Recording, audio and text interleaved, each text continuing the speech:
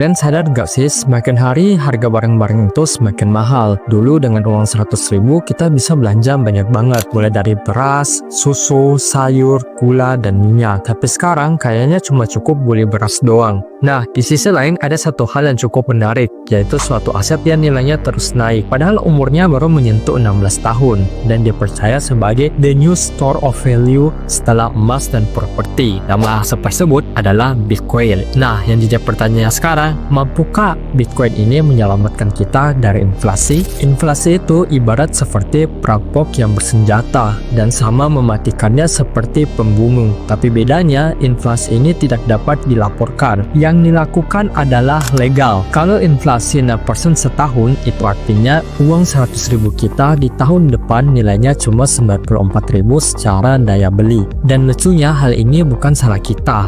Soalnya pemerintah terus mencetak uang baru, suku bunga naik turun, dan sistem ekonomi dunia sangat bergantung sama utang. Jadi mau kerja sekeras apapun kita, kalau tabungan kita tetap hanya berada di bank, maka kita tetap akan kalah sama inflasi. Dari permasalahan inilah terciptalah Bitcoin, sebuah ide gila dari seseorang atau mungkin sekelompok orang yang bernama Satoshi Nakamoto. Bitcoin resmi diluncurkan pada tahun 2009 setelah Global Financial Crisis 2008. Waktu itu, orang-orang juga mulai sadar kalau uang-uang mereka yang ada di bank itu nggak sepenuhnya milik mereka pribadi.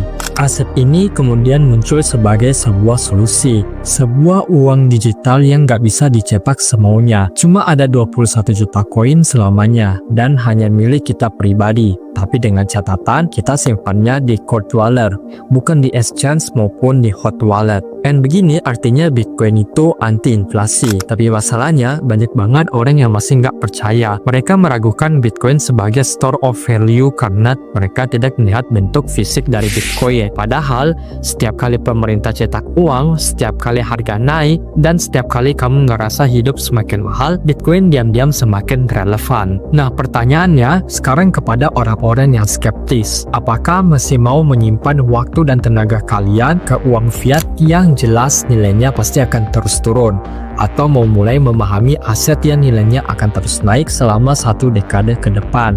Bitcoin itu bukan hanya sekedar aset investasi, dia adalah sebuah ide, gagasan, dan protes halus terhadap sistem yang terus mengerus nilai kerja kita. Dan bukan berarti saya merekomendasikan kalian untuk all-in Bitcoin, tapi minimal kalian itu ngerti kenapa harus mulai peduli sama Bitcoin, cryptocurrency, blockchain, dan Web3. Kita hidup di era di mana pengetahuan bisa jadi tameng dari inflasi, dan yang ngerti cara kerja uang dialah yang bakal bertahan. Kalau ada temanmu yang masih simpan uangnya di tabungan dan belum ngerti kenapa nilainya turun terus, coba share video ini ke dia agar dia sadar kalau dunia akan terus mengalami inflasi. Dan siapa yang ngerti cara kerja uang dialah yang akan bertahan.